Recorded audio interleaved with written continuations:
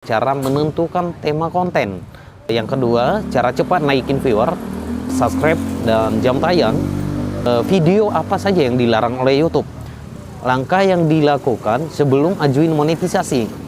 Tujuan YouTube membayar konten kita. Yang terakhir yaitu kesalahan YouTuber pemula. Nah, pada video kali ini, ketujuh poin ini kita akan bahas nanti teman-teman.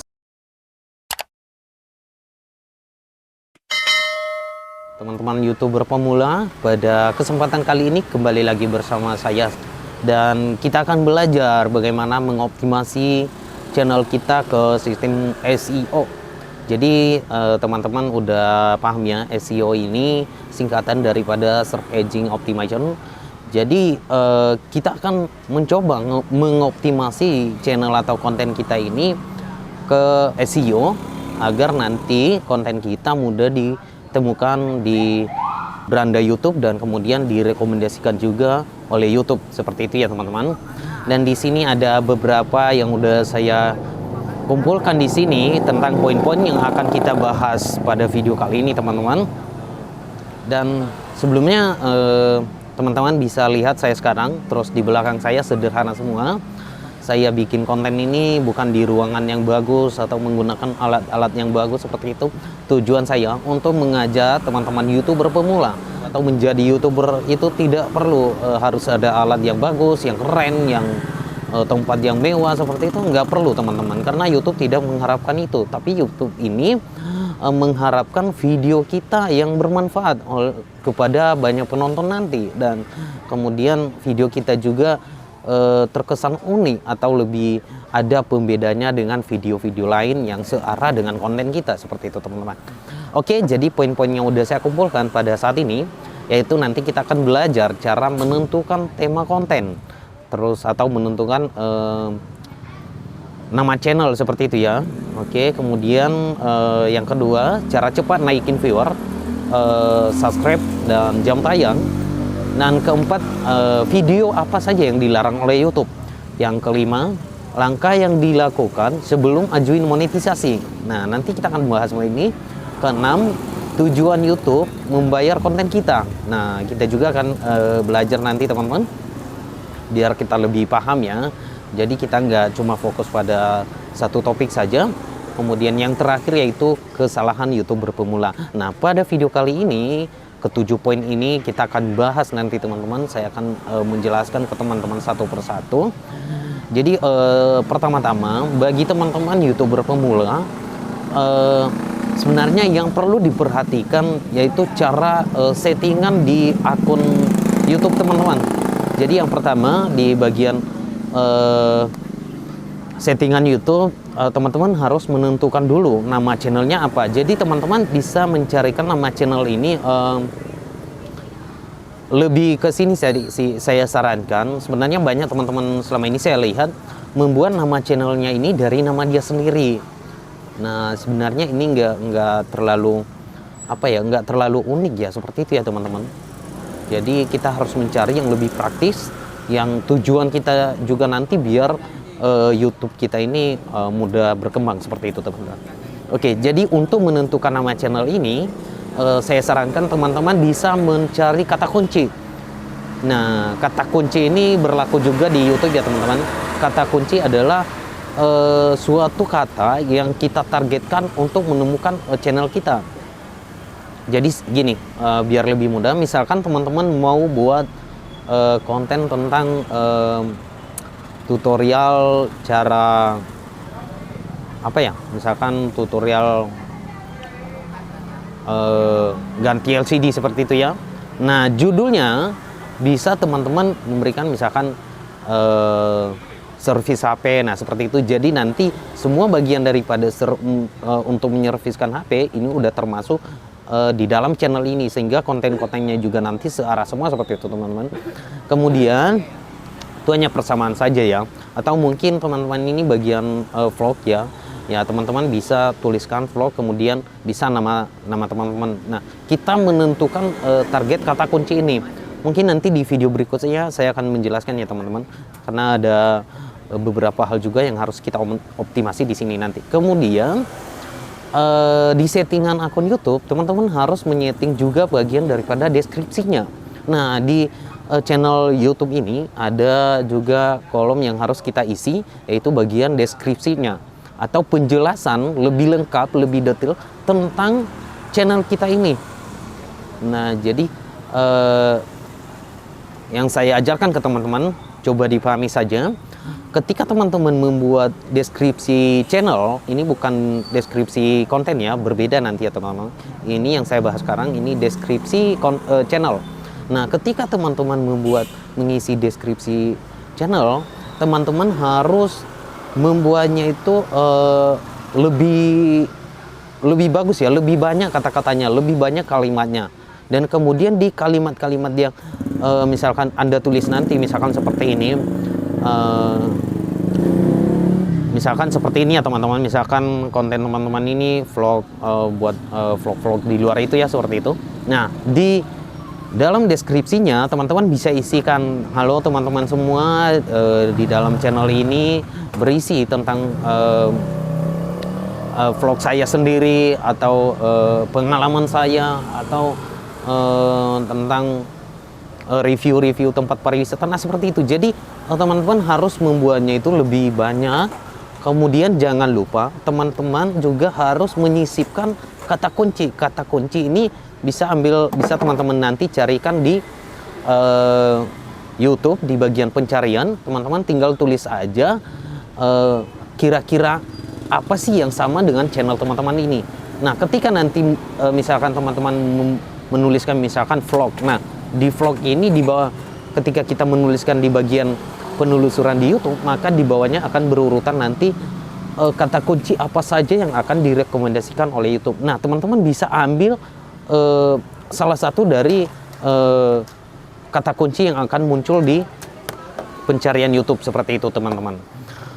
Oke, jadi mungkin di sini saya hanya menjelaskannya secara teori, nanti saya akan membuatkan videonya juga teman-teman. Nah, oke, jadi saya harapkan ke teman-teman juga, jika nanti dalam penjelasan saya ini ada yang masih kurang, mungkin ada yang teman-teman harus belajar lebih dalam, bisa nanti tulis saja di kolom komentar, dan di video berikutnya nanti saya akan membuatkan videonya biar lebih paham teman-teman.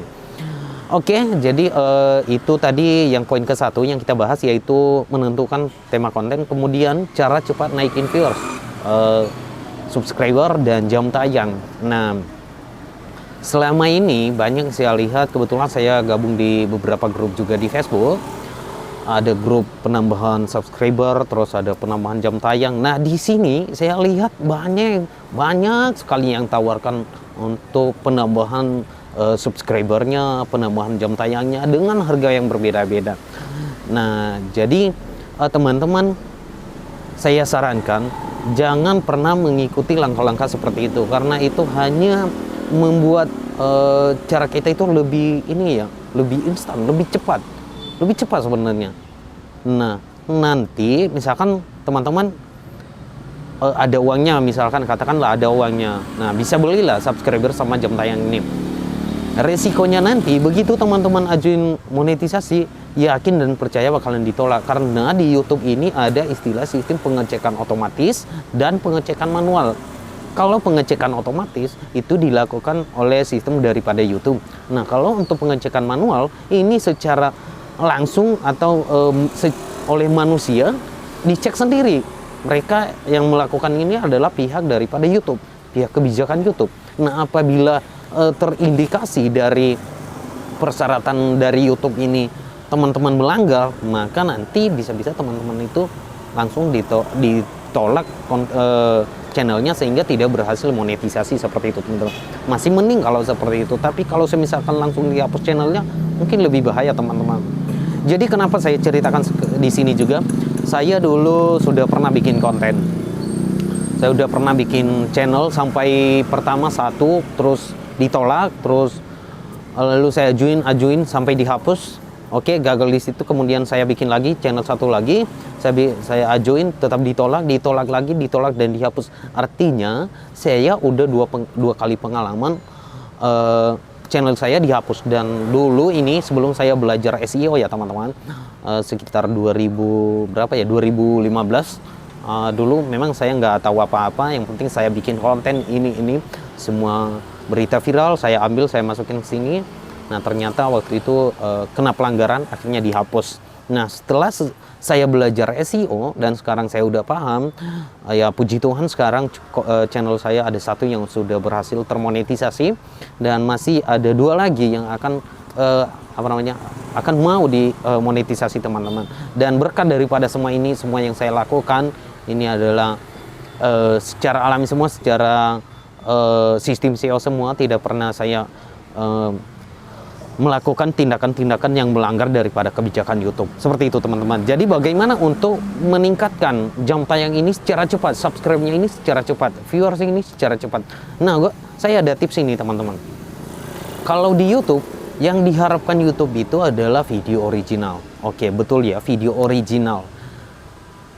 Kalau kita ambil video orang, itu jatuhnya reupload ya. Maksudnya nggak dibolehin, artinya upload ulangnya, konten upload ulang. Nah, yang jadi masalahnya sekarang, kalau kita ambil video original yang kita ambil, ini kan belum tentu ada yang nonton, seperti itu ya. Tapi kalau kita ambil video orang yang udah viewersnya banyak, udah terkenal, kita upload di channel kita, yakin dan percaya, dalam 2 hari aja bisa puluhan ribu yang nonton. Betul ya, seperti itu. Nah, oke.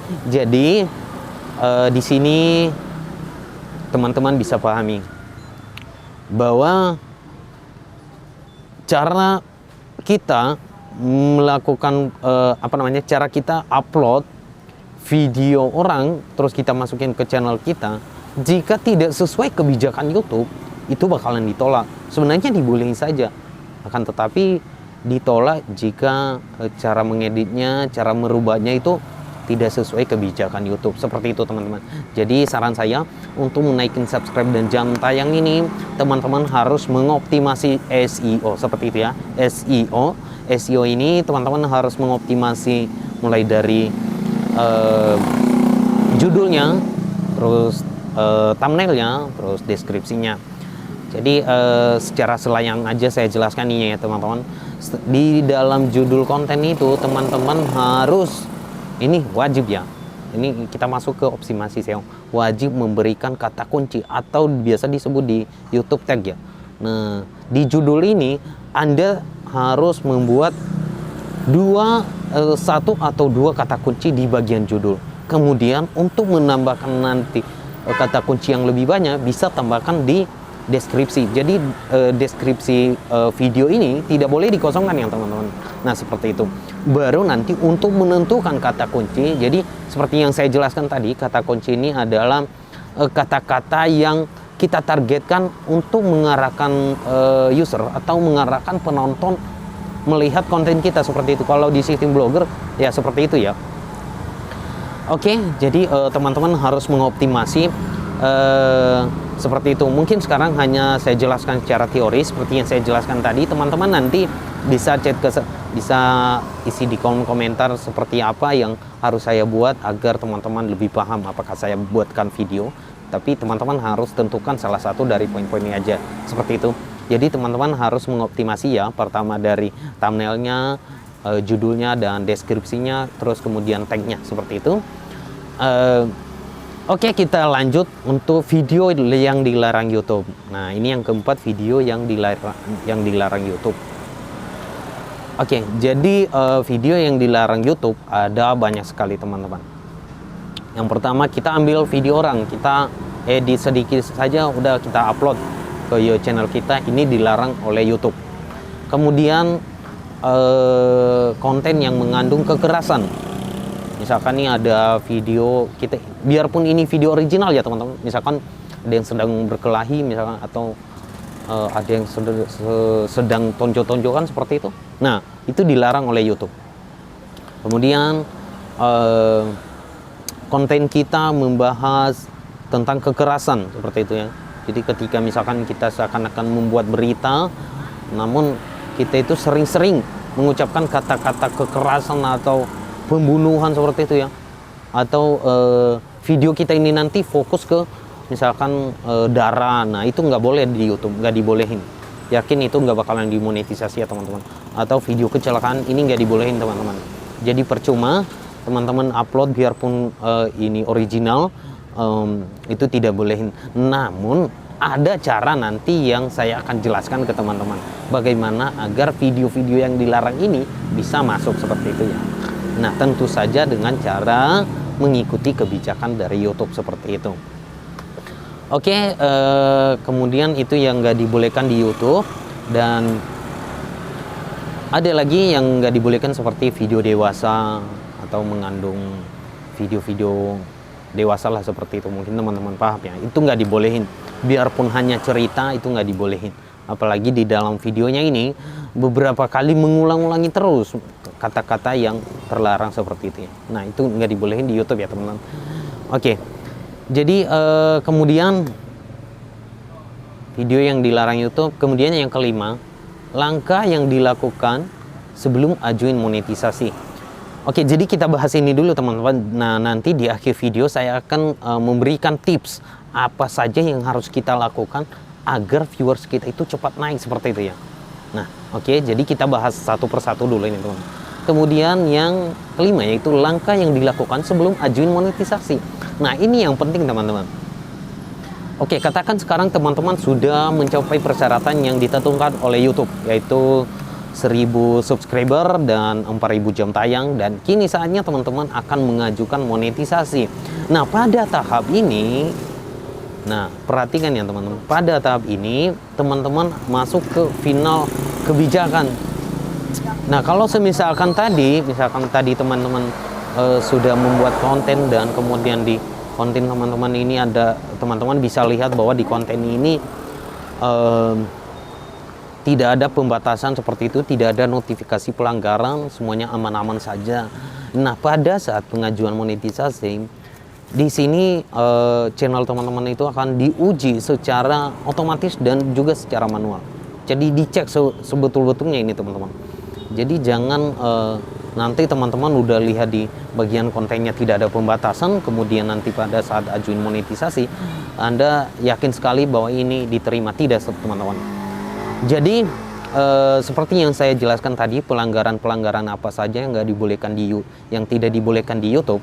Apabila teman-teman merasa ada salah satu dari yang saya jelaskan tadi yang melanggar kebijakan YouTube, nah teman-teman bisa membuat konten ini ubah ke pribadi, jangan publik ya. Nah, terus saya tidak sarankan untuk dihapus, jangan dihapus ya. Jadi biarkan saja, nggak usah dihapus, karena menghapus channel konten juga ini termasuk pelanggaran teman-teman. Jadi jangan dihapus. Namun sebelum mengajukan monetisasi, ubah dari publik ke pribadi, karena saat monetisasi yang dicek oleh pihak YouTube adalah bagian yang sudah di publik saja, konten-konten yang sudah di publik, yang pribadi di luar, seperti itu. Oke, seperti itu ya teman-teman. Untuk langkah yang dilakukan sebelum ajuin monetisasi, teman-teman harus merubah konten dari publik ke pribadi di semua konten yang teman-teman merasa ada yang melanggar kebijakan YouTube seperti yang saya jelaskan tadi di atas. Oke, jadi mungkin ada juga sebagian dari teman-teman, dulu saya sudah pernah ngerasain juga. Dulu saya pernah ditolak monetisasi, kemudian saya tanya-tanya ke teman-teman yang lain, ternyata dan jawabannya seperti ini. Bisa saja diupload, diajuin lagi, tapi dengan cara bikin blur videonya, kemudian ganti background dari suara videonya. Nah, sebenarnya ini saya tidak sarankan teman-teman. Karena kenapa? Dulu saya sudah alami sendiri, saya melakukan itu karena sudah ditolak oleh YouTube. Kemudian saya edit videonya dengan cara bikin blur semua videonya, kemudian suara background dari video ini saya rubah ke musik. Nah, ternyata akhirnya ujung-ujungnya itu channel saya dihapus seperti itu teman-teman. Oke, jadi saya tidak sarankan seperti itu ya teman-teman. Oke, kita masuk ke nomor 6, yaitu tujuan YouTube membayar konten kita. Nah, jadi sebenarnya teman-teman harus dari awal ini ya, harus teman-teman itu harus dari awal memahami tujuan apakah YouTube itu membayar para kreator seperti para YouTuber itu. Kenapa dia membayar? Apakah semua konten yang udah diupload itu kemudian YouTube mendeteksi bahwa ini sudah viral kemudian dia dibayar. Sebenarnya tidak, teman-teman. Nah, ini yang teman-teman harus pahami. Jadi tujuan YouTube membayar YouTuber ini, semua para kreator ini seperti kita ya teman-teman, tujuannya itu adalah untuk nanti mempromosikan setiap produk yang ditawarkan oleh perusahaan-perusahaan yang kerjasama dengan YouTube seperti itu. Nah, apabila video kita ini memang terkesan unik dan banyak penontonnya dan juga bermanfaat, nah tentu saja YouTube ini mendeteksi bahwa di dalam konten ini layak untuk dimasukkan iklan seperti itu. Nah, apabila teman-teman ini cuma hanya untuk ya buat viral saja, misalkan nih buat konten-konten yang berbahaya seperti itu, atau mungkin berita-berita yang menyesatkan seperti itu, atau mendukung teroris, tentu saja pihak YouTube nggak terima, dia mendeteksi bahwa konten ini tidak sesuai dengan beberapa pengiklan seperti itu. Nggak mungkin kan, nggak mungkin misalkan nih konten kita tentang tutorial cara bunuh diri. Nah, nggak mungkin misalkan ada perusahaan yang menyediakan alat untuk bunuh diri, nggak mungkin kan, nggak ada. Nah, makanya si YouTube ini akan ngedeteksi bahwa ini tidak boleh. Nah, makanya ditolak seperti itu. Atau mungkin teman-teman bikin tutorial cara membakar motor seperti itu kan. Nah, perusahaan mana yang menyediakan produk untuk produk untuk membakar motor seperti itu kan nggak ada. Jadi cobalah bikin konten yang bermanfaat saja, yang nanti tujuannya juga bermanfaat kepada penonton, dan juga si YouTube ini nanti akan merekomendasikan dan akan memberikan iklan di setiap konten kita seperti itu, sehingga perusahaan tadi yang kerja sama di YouTube, dia udah membayar ke YouTube karena iklannya ditayangkan di konten kita, maka hasil yang dibayar oleh perusahaan tersebut bagi dua dengan pihak kreator dan juga pihak YouTube. Nah, seperti itu pembayarannya seperti itu ya teman-teman. Jadi teman-teman bisa pahami seperti apa di sini teman-teman membuat konten itu. Oke, jadi pengalaman saya selama ini sebenarnya saya sarankan teman-teman itu kalau membuat konten lebih bagus sih kalau misalkan ada produk baru kemudian teman-teman review, dan kemudian di video ini juga harus berisi ucapan atau kalimat-kalimat misalkan, oh iya guys, jadi barang ini saya beli di sini di Shopee lewat online. Nah, itu sebenarnya bisa mendatangkan dolar yang banyak teman-teman. Karena kenapa si YouTube ini akan merekomendasikan bahwa konten kita ini mengajak orang untuk membeli di online. Nah, seperti itulah pemahamannya. Nah, jadi paham ya. Jadi misalkan teman-teman bikin konten ya seperti itu, alangkah baiknya seperti itu ya. Atau mungkin misalkan nih teman-teman lagi berkendaraan motor, review apalah pariwisata misalkan, terus kemudian teman-teman bisa juga menyelipkan kata-kata misalkan, jadi gini loh guys, ini juga motornya keren, saya belinya dulu di sini nih, nah seperti itu, mereknya ini harganya segini. YouTube pasti ngerekomendasikan juga konten kita ini nanti untuk penonton yang sedang mencari konten yang hampir sesuai dengan konten kita, seperti itu ya teman-teman. Oke, jadi kita lanjut ke yang terakhir. Ini yang terakhir ya teman-teman, maaf ini lama juga ya. Yang terakhir yaitu kesalahan YouTuber pemula. Nah, jadi kesalahan pertama yang sering dilakukan YouTuber pemula, dan saya sendiri sudah pernah melakukan dulu ya teman-teman. Yang pertama, kita nggak sabar. Kita nggak sabar bisa mencapai target yang ditentukan oleh YouTube, yaitu 1000 subscriber dan 4000 jam tayang. Nah, kita nggak sabar, lalu kita itu yang salahnya kita mencari cara lain yang lebih cepat, yang lebih instan, yang ya namanya juga kan YouTuber pemula nggak tahu apa-apa kan ini melanggar apa enggak. Nah, kebanyakan teman-teman itu ngambil video orang, udah ngambil video orang, video yang diambil juga misalkan berisi kekerasan yang sedang viral, yang sedang banyak viewersnya, meledak viewersnya seperti itu kan. Terus teman-teman edit sedikit udah upload di YouTube. Nah, lihat di pembatasan video nggak ada, oke aman kan. Nah, begitu nanti ajuin ini pasti kena. Nah, jadi baik saya akan jelaskan ke teman-teman, jika semisalkan teman-teman mau cepat naik viewersnya, mau ambil video orang, sebenarnya bisa saja.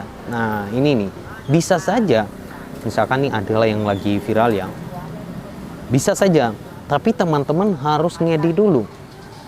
Cara ngeditnya juga ini saya ajarin ke teman-teman. Cara ngeditnya yaitu teman-teman harus merubah total suara daripada video yang viral ini. Kemudian teman-teman menambahkan komentar atau tanggapan teman sendiri, tanggapan Anda terkait video viral tersebut, seperti itu.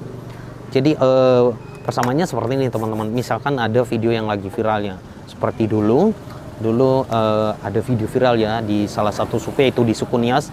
Ada seseorang yang menghina suku Nias. Kemudian saya memberikan tanggapan terkait dengan video ini, tapi cara saya biar lebih viral lagi, lebih banyak viewersnya, saya ambil video yang sedang viral tadi, saya gabungkan dengan video saya, maksudnya disatukan, jadi sama-sama kelihatan, konten yang viral tadi kelihatan, terus saya juga yang memberikan tanggapan kelihatan.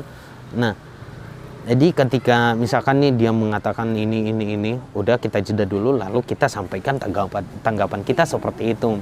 Jadi si penonton ini juga puas, merasa bahwa ini, oh iya ternyata tanggapan dari teman kita ini, saudara kita ini seperti ini kan, seperti itu. Nah udah teman-teman, seperti itu ya untuk cara mengambil konten orang lain yang lagi viral untuk dijadikan ke konten channel kita, seperti itu teman-teman. Oke, jadi caranya seperti itu, dan cara ini juga dibolehkan oleh YouTube, bahkan di kebijakan YouTube juga dibolehkan bahwa video orang kita bisa ambil, tapi dengan cara kita harus menambahkan bumbu-bumbunya atau tanggapan atau komentar kita, sehingga video ini nanti akan terlihat unik, ada pembedanya dengan video originalnya, seperti itu. Nah kalau ini dibolehin, tapi sering sekali teman-teman ini udah paham, udah mengerti tentang cara pengeditan ini, kadang teman-teman ngambil video yang lagi viral, kemudian teman-teman mengubah suara backsoundnya ini ke musik. Nah ini nggak dibolehin, makanya kena pelanggaran, harus dengan tanggapan atau komentar, seperti itu.